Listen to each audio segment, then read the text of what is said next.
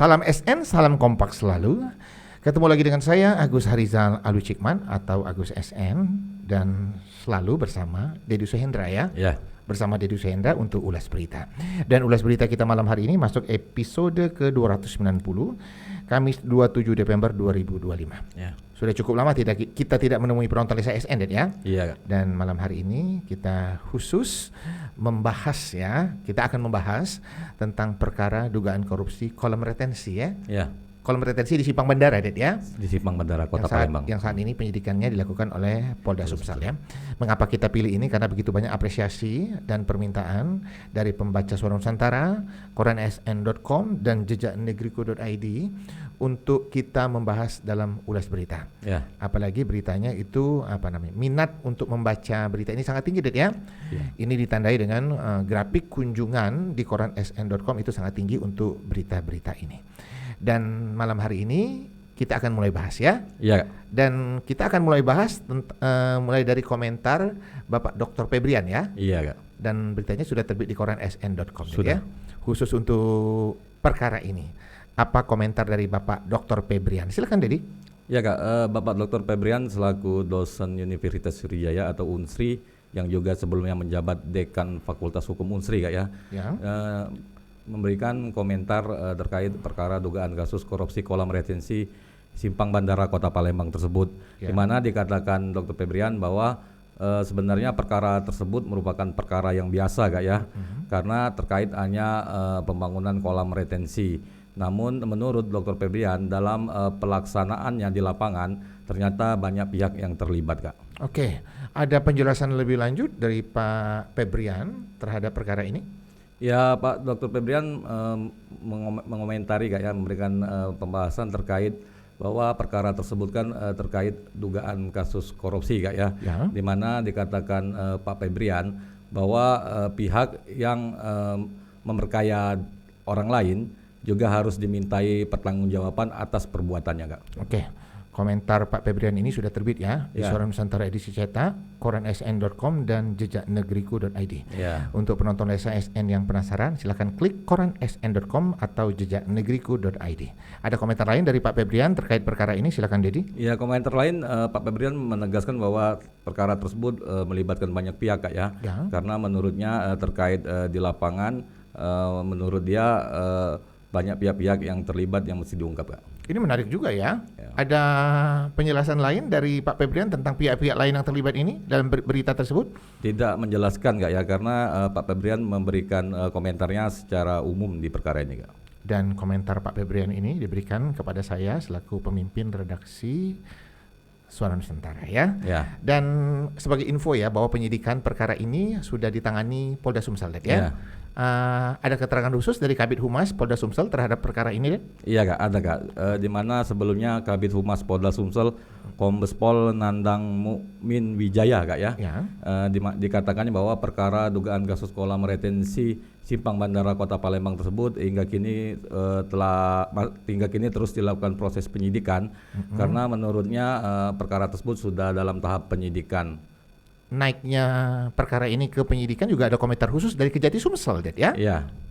Jadi masih ingat apa komentar dari Kejati Sumsel? Ya, Kasih Penkum Kejati Sumsel Fani Yulia Kasari SMH, Kak ya. Ketika itu saat diwawancari Suara Nusantara mengungkapkan bahwa Kejati Sumsel telah menerima surat pemberitahuan dimulainya penyidikan atau SPDP dari Polda Sumsel.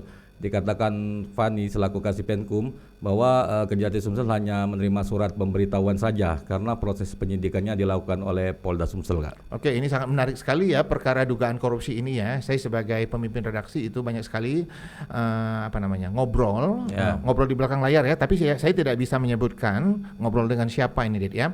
Tapi ada beberapa itu teman bicara saya itu adalah orang-orang yang pengambil kebijakan ya. Mereka mempertanyakan secara khusus bagaimana sebenarnya perkara ini terjadi ya. Dan kita Suara Nusantara juga mengumpulkan beberapa narasumber, Det ya. Bahkan yang melaporkan perkara ini juga kita sudah ketemu, Det ya. Iya, Kak. Dan kita juga sempat menanyakan tentang saksi-saksi yang diperiksa ya kepada pihak Polda ya. Walaupun kita dapat info ada saksi yang diperiksa, tapi pihak Polda sendiri belum bisa memberikan keterangan, Det ya. Dedi bisa memberikan penjelasan untuk Polda yang belum bisa memberikan keterangan? Ya Kak, kemarin Suara Nusantara mendapatkan informasi terkait informasi adanya pemeriksaan saksi di Polda Sumsel Kak ya, di mana kemarin itu Rabu tanggal 26 November 2025. Terkait informasi yang didapatkan Suara Nusantara, kemudian Suara Nusantara mencoba mengkonfirmasi Kak ya ke Kabid Humas Polda Sumsel, di mana dikatakan Kabid Humas Polda Sumsel Kombes Pol Nandang Mukmin Wijaya mengatakan bahwa terkait pertanyaan tersebut disarankannya langsung bertanya kepada Dirkrimsus yang mungkin bisa menjelaskannya Kak. Oke, dan kita belum bisa mendapatkan itu ya. Kita tunggu saja ya, mungkin menunggu waktu yang tepat ya dari pihak Polda Sumsel untuk memberikan keterangan pers ya. Dan perkara ini terjadi tahun berapa Dedi? Mungkin Dedi ada datanya, silakan. Untuk perkara ini belum diungkap oleh Polda Sumsel Kak ya, kejadiannya tahun berapa, namun berdasarkan keterangan dari Kasubdit Tipikor Tindak Pidana Korupsi Ditreskrimsus Polda Sumsel bahwa sejauh ini pihaknya selaku penyidik telah memeriksa sekitar 34 saksi Kak ya. Selain itu Kasubdit Tipikor Ditreskrimsus Polda Sumsel menjelaskan bahwa jumlah kerugian negara telah keluar Kak ya, di mana dikatakannya untuk hasil audit BPKP jumlah kerugiannya 39,8 miliar Kak ya. Hal tersebut ditegaskan Kasubdit Tipikor Polda Sumsel Kompol Kristanto Kak. Oke, ini menarik sekali ya dalam komunikasi atau wawancara dengan Pak Dr. Febrian itu Pak Dr. Febrian menyatakan bahwa ini adalah perkara biasa. Iya Kak. Ada keterangan dari Pak Febrian menyatakan ini dalam berita, silakan. Pak Febrian hanya mengungkapkan perkara ini merupakan perkara biasa Kak ya, karena menurut Dr. Febrian ini kan terkait pembangunan kolam retensi Kak ya. Dari itulah dirinya menilai perkaranya merupakan perkara biasa, namun terkait di lapangannya melibatkan banyak pihak Kak. Oke, itu hanya komentar singkat dari Pak Dr. Febrian ya.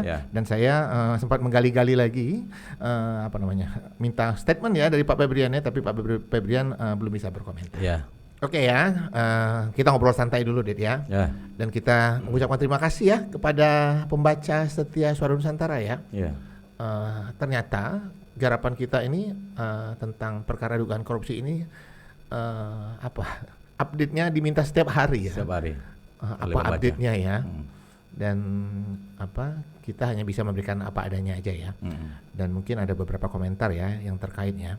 Tapi sayangnya itu ada yang berkomentar tapi tidak bersedia untuk dipublikasi. Iya, benar. Padahal kadang-kadang komentarnya bagus ya. Tapi kita tetap menjaga kerahasiaan kerahasiaan orang yang tidak mau disebut namanya. Benar. Ya.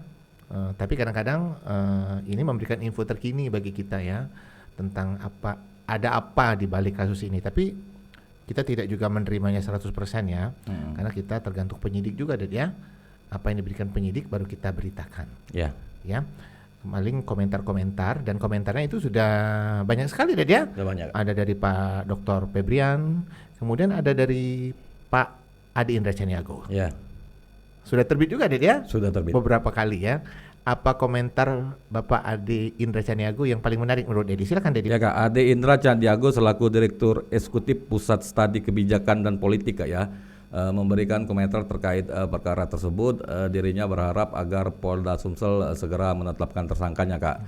Karena menurut Adi Indra Caniago perkara tersebut ketika itu dirinya bersama teman-temannya yang melaporkan ke Polda Sumsel terkait hasil investigasi yang dilakukan oleh pihaknya Kak. Dan Adi Indra Caniago ini sempat bertemu dengan saya dan ngobrol cukup lama ya. Yang bersangkutan menceritakan sangat panjang perjalanan dari dia melapor, kemudian lika-liku dia ya. Dan kita ada yang muncul di berita itu hanya beberapa statement ya. Dan ada beberapa statement dia yang tidak bisa kita publikasikan.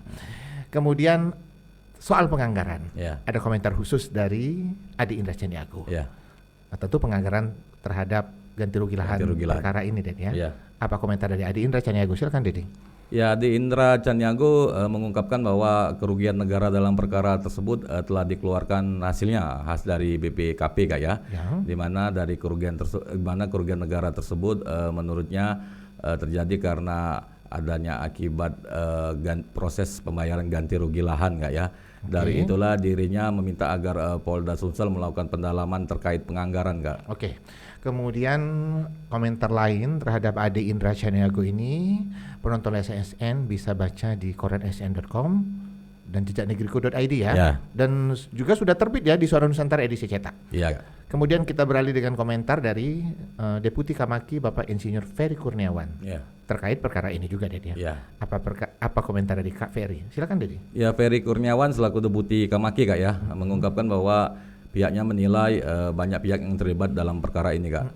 Karena dikatakan Ferry dari proses penganggaran sampai ganti rugi lahan terdapat sejumlah pihak, bahkan dirinya menilai adanya keterkaitan peran dari mafia tanah dalam perkara ini Kak ya.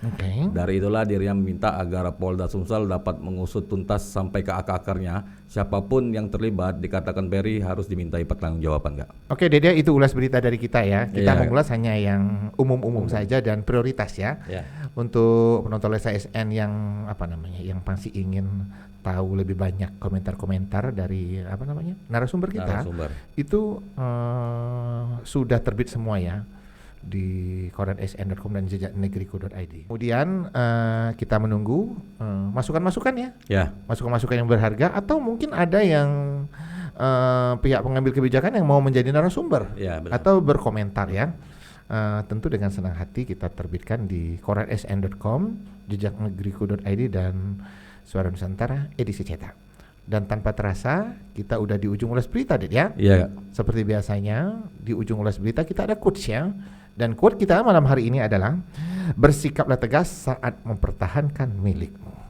Jangan lupa untuk like, comment, share, dan subscribe kanal YouTube Lensa SN agar informasi menarik dari kanal YouTube ini tetap tersebar merata di bumi Sumatera Selatan. Saya Agus Harizal Alucikman atau Agus SN bersama Dedi Suhendra izin pamit. Salam SN, salam kompak selalu.